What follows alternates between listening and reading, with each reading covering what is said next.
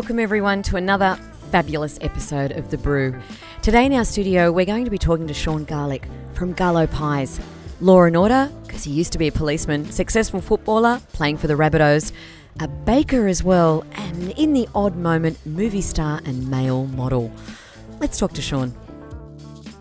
Another great guest, another okay coffee. With me in the studio today is Mr. Sean Garlick from Garlo's Pies, but that really is just the beginning. How are you, Sean? I'm very good, Angela, and thank you for having me. May I say, congratulations. This is one hell of a operation you've got going. This is true. And we've had a lot of people over the years in the booth. We've done almost 2,000 podcasts ourselves, and we never talk about ourselves, but we'll just take a 5-second pat on the back there for us. The Brew is all about sharing everyone's story and their journey and the good times and the bad times, because you can't have one without the other. Of course. And that for small business there is always a light at the end of the tunnel, no matter how deep or dark the day can seem. So we've just come from making a coffee outside, which is completely out of your comfort zone. Correct.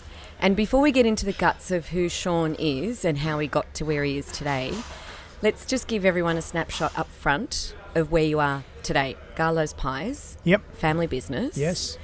Located at Kingsgrove. Yep. And making 40,000 pies a day. That's about right, yes. Exporting right around Australia. And overseas. And overseas, yes. It's limited. Our export's only something we've been doing for 2 years, but that's something we're going to build. And you've got 60-odd staff. That's about right, yes. Right, now that's where you are today. Correct. So let's go back to the beginning, when you were a movie star. Oh, that's going back some.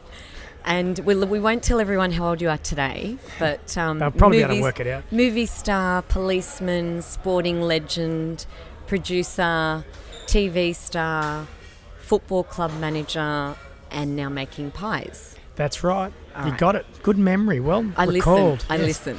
Let's go back to the beginning. You're a child TV star. You're a prodigy in the TV world. I was very lucky. I was walking to school one day, and the park that I walked past every day, all of a sudden this film crew, and we thought, wow, what's going on?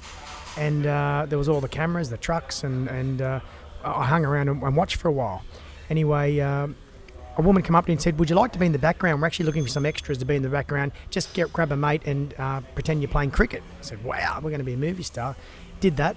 And afterwards, they come up to me and said, would you like to do a bit more of this? And there was a casting agent there, and I said, yeah, sure, I'd love to. Every young kid wants to be famous. And she took my name. A week later, she rang me. She said, we're casting a Cadbury Crunchy commercial. Would you like to go for it? I said, yeah, I'd love to. That'd be great. Didn't know what I was doing, whatever. Read the script. They said, you got the role. They sent me to Melbourne. First plane I'd ever been on. As a kid, I was about 12, 11. And first plane my mother had ever been on. We flew to Melbourne and we shot this commercial and was like, wow. And they pay for your cab rides and, had to stay overnight. It was the best thing ever. I said, yeah, well, I'm in for this. Anyway, so from the time I was about 11 to the age of about 20, I did commercials, bits in TV series. But the big break for me was when I landed a role in, at the time, the biggest budget Australian movie ever made. It was called Fortress, starring Rachel Ward. And it was financed by Home Box Office, HBO, the big pay TV company in America. And it was about a one-teacher school that had been kidnapped and held for ransom. And I was the eldest kid in this one-teacher school. Kids range from 6 up to me. And I know everyone out there's wanting me to ask, was she with Brian Brown at the time? She was indeed. Did you get to meet Brian Brown? Brian Brown was on set every day. Okay, yeah, that would be important for me. Yeah. Absolutely. In fact, Brian Brown, he actually took part in the movie. The movie was about these masked kidnappers that took this school and kept them hostage. And one day it was raining, and Brian Brown had to jump in and put the mask on and be one of the kidnappers because he hadn't turned up. And so there you go, because he had blue eyes. And so he was a good subby. Yeah, he was a good subby. Got him off the bench. He knew what he was doing, funnily enough. It's the rugged good looks, clearly why you're a child star, and did a lot of the TV commercials in the movie, that's why. But you were almost talked into being a jockey. Oh, correct. That's right. Because your old man didn't think you were going to be. You were too small for footy. Well, football was my dream, and I loved it. And you were playing footy. I was playing all of this. That's right. I was playing footy as a young kid and loved it, and my goal was to be a professional footballer. And when I was about 12, I was the smallest kid in the team, and my father saw me. I was a goer, but he thought I can't let this kid continue. So who did you play for as a youngster? I played for La Perouse. Right. I grew up out at La Perouse in Sydney's southern Yeah, Botany Bay area. I'm a South girl, so I know where that is. And so he took me along. He had a good mate named Theo Green who was a horse trainer. So we went along to Randwick races with another mate of his who was a horse dentist, and they knew the industry inside out. So he took me along and he says, Theo, I've got a young bloke here. I think he's going to be a jockey. Can you do something for him? And Theo, who was an old fellow even back then, said, how old is he? And he said, he's 12. And he said, forget about it. Way too big. He'll never be a jockey. And that was the greatest news I'd ever heard. I didn't want to be a jockey. I didn't even like horses. But we need to put the football time into perspective, because this is an era still where football players worked. Absolutely. They did. Football was something you did on the weekends and trained of an afternoon, and everyone had a full-time job. Because it was for the love of the game. It was a pure love of wanting to play. It was love, but you still got paid quite well for the hours that you put in. And so I went to Matchville High School out there. I was quite good at school, but really didn't know what I wanted to do other than be a footballer. Now, back in those days, say in the 80s, when any footballer scored a try, I'd bring up what their profession was. Every second footballer, it seemed, to me, was a policeman. And I thought, well, obviously, you've got to sort of be a policeman if you want to be a footballer and vice versa. That was the decision I made. Went down to the police academy in 88 and joined the cops, and the first thing they did was introduce you to the roster sergeant at the station. And they said, okay, when do you need to have off? When are you training? When are you playing? And then they sorted it out. And I must say, I was out at Maroubra. They looked after me the whole time I played football. And until the time when Super League came in, and I was at the Roosters at the time, playing first grade, your wage doubled overnight to play football, but in return they wanted you to quit your job and train full time. So everybody did that, except I thought, and my father said at the time, son, you can't just throw it away, you're going to need to do something when you retire. There's still lots of pretty boys at the Roosters in the early days. Yeah, there's pretty boys at the Roosters, but there's pretty boys at every club, of course. They are a little bit, some of them are a little bit precious. They usually play out wider than in the forwards. Okay. That's a bit always more been delicate. That's always been the case. They're faster, and in return their looks are better. But so do you think that's one of the negatives that's associated with the young football players these days? They don't have an external influence. I think it's a great that structure. It's a great danger in the game, and I really feel for players, and the NRL are onto it. Yeah. They realise kids are taken straight out of school now. They're told where to go, what to wear, what to say, what to do, and what to eat. High disposable income. Yes, but the thing that is dangerous is they don't build up a network at all outside of the game, like we used to. Yeah. And so you're not working with the average people, and you're not grounded. You're getting around in a bubble. You're training together. You're travelling together. You're playing together, eating, sleeping together, and that is your world, whether you like it or not. Now they do a lot now, the NRL, in terms of programs and education, but it's just not the same as playing football on a Sunday and then having to rock up to work on the Monday morning, and you got to cop if you had a shit game. They told you at work, and if you got beat, you had to. You got the feedback, and that was it. Whereas that might not happen all the time otherwise. And so it was a really good upbringing. I loved it. And I loved my time in the cops, and football was a dream. And I was very lucky. I got 10 years playing first grade, which is a dream. So you've mentioned two different areas here. We're talking about a football club and a football team, and then the police, which is another team and another family. It is, absolutely. So you were lucky to be in two different families and both accommodating each other to some degree and to some extent. Both are very similar in that you have to have each other's back. It's something that that the coach and the players really profess on each other. But in the cops, it's real. It's for real. Yeah. It's your life's at stake if your partner hasn't got your back, And so there's that trust and there's that bond that is way beyond even what happens on the football field, And the cops out there that, the job that they do, and in this day and age in particular, it's heavy. Yeah, it's intense. It's more intense now. The scrutiny is ridiculous. Everyone's jumping up and down on accountability and transparency, but they forget that the police force, while there is a lot of politics involved, that day-to-day work, it's a very fine line of, do we really want to know? Oh, absolutely. But what they need to do to get the job done. The thing that I loved about it was I joined as a 19-year-old, didn't know anything about anything, and they send you out there, and you're on a police truck, your first response, and you're going to domestics, for example, and the domestics, could involve a CEO and his wife, very well to do. I was out at the Eastern Suburbs. And you've got to go in there and basically counsel them, separate them, find out what's going on, and then take action. You're a 19-year-old kid. Yeah. You're talking to a 50-year-old man. You've got no I tell you, life experience. It makes you grow up. You learn very quickly, about authority and taking charge and taking the lead, and it's a great upbringing, and it really teaches you the way the world works, and you see a side of the world and the community that nobody sees. You see that behind the scenes stuff and the way it operates, and I think it's a terrific start in life. I've got 3 boys, and I wouldn't have been disappointed at all. Doesn't look like any of them are going to be police, but it wouldn't have disappointed me at all if they did a couple of years in the cops. How old are the boys? They're 23, 21 and 16. And is anyone playing football? The 2 eldest ones are playing football. They're quite serious footballers. Yeah. The third one is he was small like me. Yeah. Luckily, he became a very good golfer early on. He was, and so he's smart. His dream is to go and play college golf in America. Right. So he doesn't need to be big. So you've got 2 kind of walking in Dad's footsteps. Yeah, absolutely. Two that are very keen to still make football their career. And is that a proud moment for you, or are you worried about this new influence? Look, I think if it works, it works. And in this day and age, the planets really have to align for you to play first grade. You've got to have talent, you've got to have the dedication, you've got to be fit and strong, you've got to have all that, but still you have to be in the right place at the right time. And you've got to be able to take that opportunity, and you need to have a bit of luck, and all that needs to come together for you to make a career out of it. And then you can make it, and it's no guarantee how long you're going to be there for. It takes one injury that can end it all. You can be stuck behind. You're a hooker, and there's the best hooker in the country in front of you, and you just don't get your go. And that's sport. You can be doing everything right, you still don't win. Because we spoke off air a little bit about that when we were discussing business and inspiring people and motivating them, and it was quite eye-opening for me to hear you say you can be the most talented athlete, you can be in a great club, you can be all these things, you can turn up. Just talk a little bit about that, because I know what you said, but you can have the best coach. That's right. But it was the thing that I loved about business when I left sport, and I started a business. It's the thing that became obvious the quickest to me, and that is in rugby league and in sport in general. You're right. You can do all the preparation.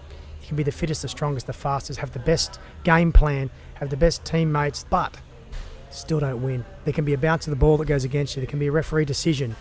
All you can do is all the things right and then hope to win. Whereas in business, if you do everything right and you mitigate your risks and you work hard and you get the right people on the bus, you get the wrong people off the bus, and you're cautious but you still have a go, and you work hard, you generally win. And there's less curveballs that can sideline you. There's some comfort for knowing that you can work really hard and get rewarded, and it's not often the unfair that bites into the business owner. You can usually take care of the unfair situations to some degree. Oh, I agree. But business is not without its challenges. Absolutely, and you can still get curveballs, and you can still have that referee give you a bad call. Let's face it, when you're dealing with the authorities and the government, they make calls that, look at these poor people in George Street at the moment. What's happened to them? How do you envisage that when you take on a lease 3 years ago? And you've got, or you buy a business and it's trading its tits off, and all of a sudden they rip up George Street and do what they've done, and you've got to try and get through it. I feel dreadfully sorry for the people that are affected by that sort of thing. And it happened to us when we had stores. It happened in King's Cross. We had a store and they decided to renovate the footpath and repave and all that, which was great and had to happen. But during that period, your sales go to shit. And nobody cares. Nobody cares, and they say, oh yes, but all the politicians say, but it's for the greater good, and there's a bit of short-term pain for long-term gain. But when you can't pay your wages and you can't pay your invoices, what happens? You go broke. So Sean may not realise, but he's just touched on 15 different hot pain points with us. Okay. Because we are on George Street and going through that. And we're fighting for some almost 300 small business owners across the light rail route. So we're getting them all on board, and it's just a little bit of background there. But for those of you who aren't going to listen to this in Sydney, and there are many of you right across Australia and the world that do listen to the Brew podcasts, it's some major state significant infrastructure work that's happening in New South Wales and Sydney at the moment, and it's just disturbing and displacing a lot of our small businesses. Time for a short brew break, otherwise known as a commercial. Give our guests a chance to have a sip of their coffee, if they dare, and me a quick glass of water. Of course, if you feel like sponsoring an amazing show like The Brew, you can reach us on Facebook or via our website, eaglewavesradio.com.au. We're a great podcasting platform and we're waiting for you.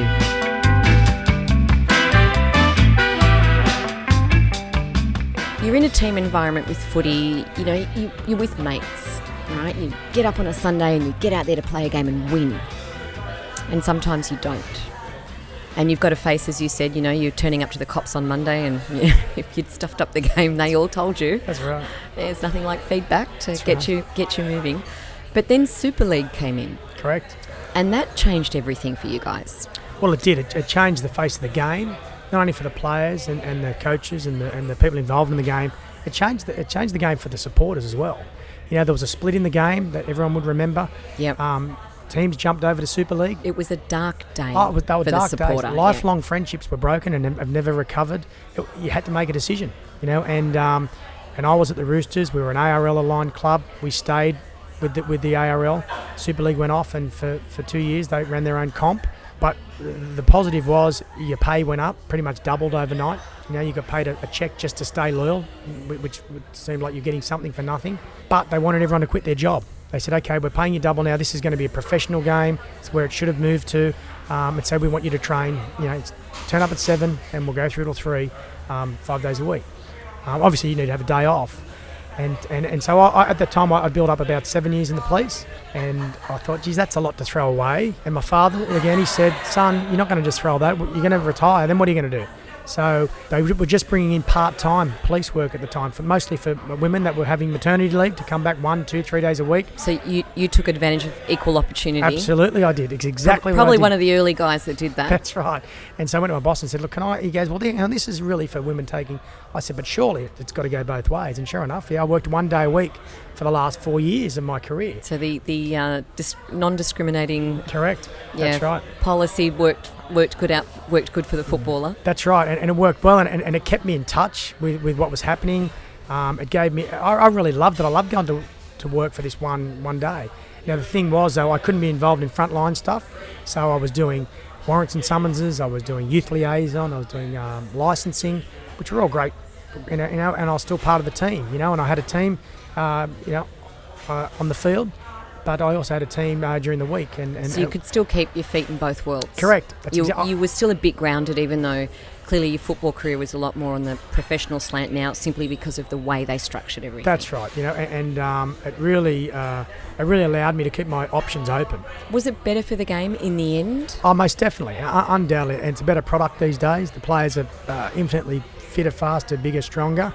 They are genuine athletes, and it's where the game needed to get to. It was a shame they just had to go through that process to arrive at where we are now. So I'm not an athlete, and I'm a big fan of the game though, and I often wonder when I've been fortunate enough to watch live football and be very close to hear the body contact, the full body contact of these guys on the field is to almost watch two cars collide. Oh, it's because the force and the momentum is just phenomenal. How they get up again and keep walking. One of the main things that has changed in the game over the years, apart from the speed of the game, because everyone's faster, is the size of the players now. Some of those boys, I mean... They are huge, and you can't get perspective watching on TV because they're all big. No. They are all big, and it's not until you get a guy that's 5'10" even, and he looks like a midget. He looks like a jockey out there. And compared to them, but there's right. there's some boys on that field that are 130 kilos. That's correct, absolutely. And that's a massive weight coming at you. That's right. The subtle changes in the rules over the years, where they've allowed more interchange, has allowed players to get bigger. In my day, when I first started, when there was a replacement made, you couldn't go back. If you came off, you couldn't go back on again. So there was a requirement for stamina and fitness that didn't allow you to get too big, or you just couldn't last the 80 minutes. Because the aerobic, that's right. That's right. Yeah, you were pretty fit and the biggest guys in my era were the Mark Carrolls, the Paul Sirenans and all that. They were sort of the Paul Harrigans were sort of 114, 115 sort of max, 112s. Now you're getting the 125s. Yeah. And that's the junior brothers, boys. That's right. Yeah, they're big boys. Sam Cassiano, 130, 135. It's that's crazy. That's 3 T-bone steaks in one sitting. That's right. So you've had an illustrious football career, as you said. You were blessed to get 10 years in first grade, and then you finish your career. You don't look too battered and bruised, so I'm assuming you walked away quite okay. Yeah, not too bad. I've got a bad knee, which is it'll be a replacement when they can make replacements long enough to see you out to the end of your. So Yeah. I've got to hold on to that. But yeah, it wasn't too bad. I was quite lucky, and I've compared to some of my mates that have got issues, and that's the luck of the draw. Yeah, and we know that today we've got a lot of concussion stories coming through, which is unfortunate. Yep. And that's the true loss there. You can live with a bum knee, but Correct. when there's other injuries. So you found yourself at a loose end. You've got a younger brother. There's 7 years difference between you boys. Correct. And he's a pastry chef, That's right. not a footballer. No, he was a footballer, but Right, okay. He decided dabbled? not to go on with it. He Yeah. dabbled. Yep. Okay, is he bigger than you? He's bigger than me. Yes. Yeah. Hate that with younger brothers, don't you? That's right. It's not supposed to be like that. That's right. Exactly. Well, fast forward a little bit. You're in family business now. Yes. With your brother. That's right. And you found yourself at a loose end, and you had a few things going there, some opportunities, maybe producing a show for Fox, and then, you've been doing a lot of the football work, you've dabbled there, you've kind of gone into management with Souths, but a shop and an opportunity came up in Maroubra. Yes. Your brother's a pastry chef. This is the beginning of Garlo Pies. Absolutely. Nathan had grown tired. He'd worked in the local pie shop since he was 14. Your young brother. Yeah, and he was making every pie, sausage roll, custard, tart, lamington, pasty. You've won me at pies and lamingtons. Oh, okay. Everything in between doesn't. No, don't worry about it. But the pies and lamingtons are But he grew important. tired of working for wages and gave it away, and Yeah. was driving a truck and was quite miserable. And my father was retiring from the waterfront. He was a wharfie from the time he was 19, and so he was retiring, and he was sort of looking for what he's going to do. I was retiring from football, and I'd realised the cops weren't for me anymore. When you get older, you don't have that same courage. You got young kids that you have when you're a young bloke. Yeah. And so I thought I've got to find something. And this pie shop opportunity came up, and I said, Nathan, would you consider rolling the sleeves back up and getting into the behind the pastry roller, and if we got our own shop? And he said, well, look, I know how to make the product, but I never really paid much attention to what my boss was doing in terms of running the business. And I thought, well, how hard could it be, really? Yes, and every small business owner out there is cringing when you say that. How hard can it be? Exactly. But that's how visions and dreams start. Well, you don't know what you don't know. No, thankfully. Otherwise, That's we'd right. never do it. Oh, that's right. And so we opened this pie shop. And it was going to be my intention. I was going to stay involved in football. I was working as the football manager at the Rabbitohs, who had just got back into the comp after a very famous exclusion. That's right. Yeah. And I was going to be there for life, but I wanted to help my brother out, and I wanted an interest on the side. My father was looking for an interest as well, and said, I can deliver the pies, and I can do some maintenance and this and So whatever. we've got a bunch of boys That's right. laying about going, yeah, this will be really cool, this will be really cool. Yeah. We want to paint the picture here. So you take over this 60 square metre store in That's Maroubra, which is quite small, Yes, that's right. just a shop front, was never meant to be a big production kitchen. No, it wasn't, no. Was never going to produce 40,000 pies where we are today. That's right.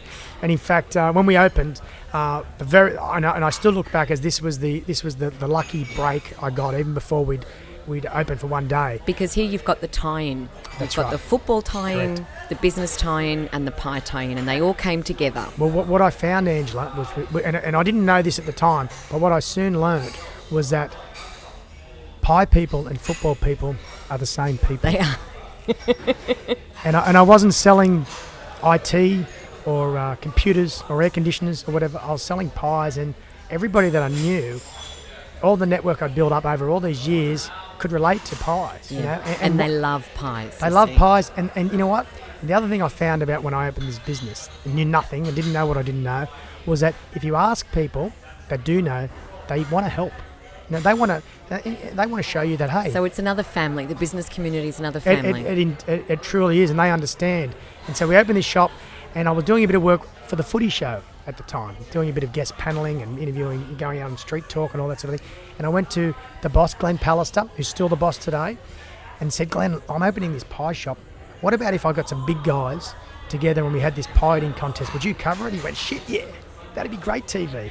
So we got Artie Beetson and Mark Carroll and Mark Geyer, Craig Salvatore and Big Man. And we pulled them all together, and we. This is before he was doing the Lowe's commercials, right? Correct. Yeah. That's right. It was and Artie was a legendary pie eater. Yeah. They called him the pie eater. He was the original pie eater. Come on, is there a footy player That's that not a doesn't? pie? Yeah, especially in your generation. Maybe they're not allowed to today. Well, it'd be like not getting a beer drinker. Yeah, well. I mean, different times now, but back then. So without realising, you were doing kind of like guerrilla marketing. Correct, absolutely. Because you didn't know. Well, we had no money. Yeah. And so we had to try and do our best.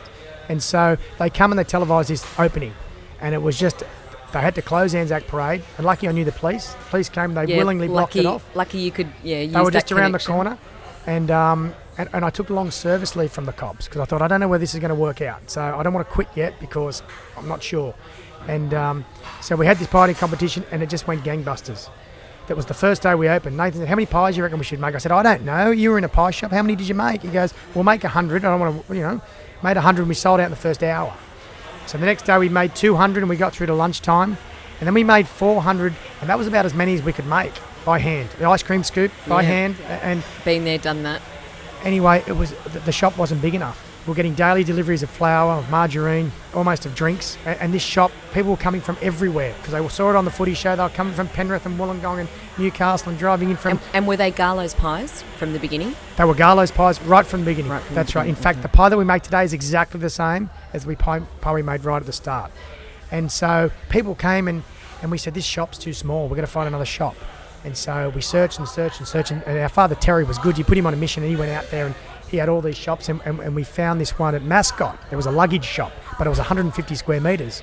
We said, Mascot's not far from Maroubra. It's quite busy. And because we also started getting these wholesale inquiries from the local schools, local cafes and pubs. Hey, could you... And we said, yeah, that's okay, sure. But we really don't have anywhere to dispatch. So you were facing, like any other startup, scaling. Correct. How could you scale? That's How right. could you expand? That's right. You've probably never even heard of those terms at that time in business. No. And that was what year? What year did that start the first shop? 2001? 2001, that's right, yes. So GST had just come in. Yeah. So we didn't know pre-GST. Another fabulous. Everybody that we spoke to goes, oh, this bloody GST, it's killing us, And we said, oh, well, we don't know any different, Maybe that was my mistake, starting before GST. Right, okay. But so you've been operating for 15, 16, 17 years now, Yes. and a lot's happened in between. Correct. And you're not aware of things like scaling up and production and how you can do all these things easily. Yes. And just I've had the benefit of already chatting with you, but because you talked about how, you've got 60 odd staff now and how different it is for the staff that were with you when you were small, and that was great, but that didn't translate to growth. No, that's and it's a lesson I'm learning now, which saddens me a little because we had some great staff that gave some fantastic loyal service for many, many years, 10, 12 years, 9 years, 8 years. Which is a big chunk of Garlow's history. Absolutely it is. And it was the case where Nathan made the product, he was in charge of the product, and as we got bigger, he got in charge of the people that were producing and all that, and I was in charge of the office and the accounts and sales and all the admin. And as that got bigger and bigger, obviously you need to introduce structure. Yep. And so the hardest thing is when people, hang on, but Sean, I'm used to dealing with you. I can't now, who's this blowing you brought in? I've got to report to that person. They were the hardest things. It was the same with even customers that I used to deal with direct. And all of a sudden, I don't have the time to deal with these customers. They want to place the order through me. It's about massaging them into speaking to our customer service people. And feeling comfortable like that. That's right, and without offending people, without putting them off. And it's been a real, the last 12 months in particular, we've moved from our old place, which was about 1,100 square metres, to our new place, about 4,500 square metres. And that transition, and we've really scaled up in the last 2 years, and just how uncomfortable some of the people were with the change. And I want to talk specifically about, we won't label it a failure, but we'll label it a challenge when you expanded to America. Yeah. And it wasn't as simple as just saying, let's go to the States. That's right, exactly. It was everyone's dream, go to America. And we got approached by two guys from Disney, ex-Disney execs. He said one was a guy it was an Aussie, been over there for 20 years. And the other was his right-hand man, and they'd retired from Disney and they'd always wanted to do pies. So we opened this pie shop, went over there. Nathan went over with his family. Spent 2 great years there, and everything was fantastic. Russell Crowe gave us a tweet when we were opening to his 2 million followers, and people flooded this store, and it was going gangbusters. And I spent about 3 months over there. Our families came over, and it was fantastic. So was it hard, though, losing your brother to being in to the American arm? You're over here on your own. Well, to be perfectly honest, that's another story. But Nathan, as the business got bigger, got increasingly uncomfortable with the structure. Right. When he was hands-on and he was the man, and he was in control of everything, it was easy for him. That's what come naturally. He's a doer. Nathan, and he wouldn't mind me saying this, is a hands-on guy. Yep. And the whole structure and the blank page and managing of people, he's always said, Sean, I'm not a manager. I'm a worker. I'm not a manager. And so this was an opportunity for him to go back to how it all began. Because to be honest, that's all he wanted, was his one pie shop, to run that. And I sort of dragged him and said, no, we can open here, we can open there, we can do this, we can supply them. And I've dragged him along the way. And so this was a chance for me. He goes, yeah, mate, I'll go there. America, I'll take one of my mates and he can come over as well. And he was going to do 1 year. They did 2 years and they got homesick and they came back. We said, that'll be okay. We'll manage it from here. Because the minimum wage is only $9.50 in California. Yeah. It's got to work. Bit misleading, isn't it? Yeah, but what we found is it's tough. When you're not there, it's a cash business. And you've got staff that are used to being monitored and managed very closely, are now being done remotely. Our Disney execs, we all learnt running big business and running small business is nothing the same. Cinderella and Mickey Mouse is not Carlos Pies. It's really tough, and we had big things happening in Australia. It was a big distraction. There's a whole lot of time getting invested. Yeah. I'd wake up every morning because they're like 7 hours ahead, and there'd be 10 emails I had to answer before I even started. And we got an opportunity to get out. And Nathan and Nathan had already been home. We said, you know what? We can get out scot-free here. We had 3 years to run on a 5-year lease, and they said, we've got someone ready to come in. If you just want to walk away, we said, let's go. And we might come back another time. But this time, we'll look at doing the supermarkets, not running shops. Too hard. Just supplying product. Correct. Supply it, and then you worry about selling it. Yeah. And that's what we do now. That's what we geared up to do. And you got to stick to what you're best at. It's good business advice, because you can have a great product, make it well, sell it well, and then suddenly face the challenges of expansion, and it's not the same. That's right. And somewhere in there, it's what it loses for the owners. Mm-hmm. That shows, I think, on everything else, because you still want to be happy in your life, and if Nathan isn't happy, then that affects the family business. Oh, it does. Mistakenly, my father was sad. He had one of his sons over there, and it was great for the first year. It was a great novelty. It's still fun. That's right. But he's got 2 boys, 10 and 9, and they were going to school over there, and that was all a great novelty at first. And then when the realisation set in that, hang on, do we really want to live here? No. Is this a forever thing? We don't like Americans as much as we like Australians. They're different. And it's a great place to visit and even spend some time. But you cherish. And the funny thing was, the amount of people he met over there, the amount of people he met that come into the store and were fascinated with the pies and all that sort of thing, the ones he's kept in contact with are the Aussies that were over there. It's just, I don't know what it is. Because it wasn't home. That's right. And so you connect with people over there, and the Aussies are different people to Americans. We've got a different sense of humour. One thing, though, we enjoy is Americans, they build you up. They build you up. They build themselves up, so they build you up. Australians, they cut you down. They do.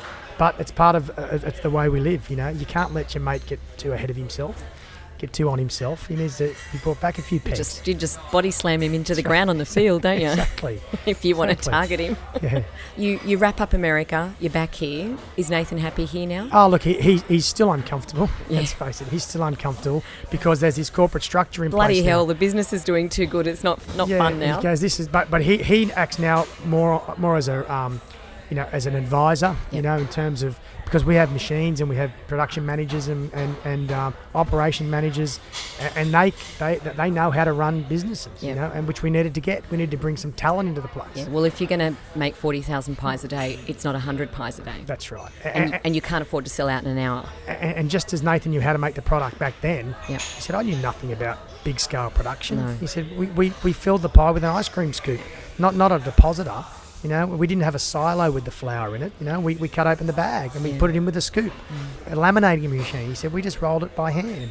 And are you going to tell me, Sean, that the pies taste as good today? They're exactly the same. Right. Exactly the same. Which is incredibly difficult to get. That's been the hard thing. Whenever we introduced a machine or a different process, the hardest thing was making sure it was exactly the same. Yeah.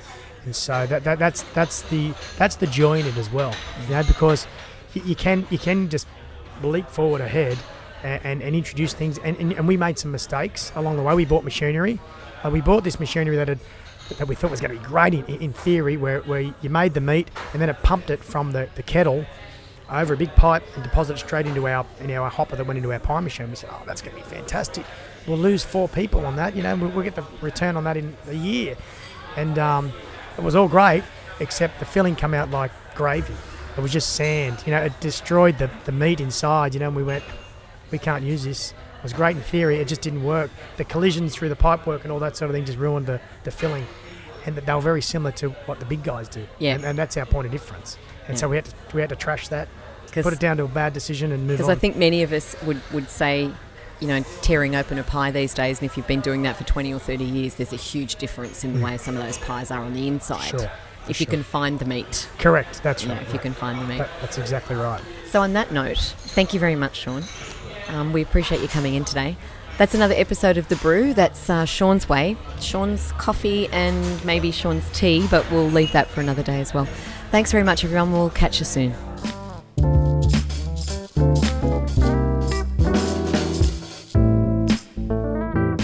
Sean, your coffee may not have been that great, but your pies are awesome. And The Brew has a new friend. You can follow us, The Brew, on iTunes, review our shows and recommend them to your friends. Don't forget to check out the Brew videos on Facebook and watch our guests completely out of their comfort zone and comment on Twitter. Catch you soon.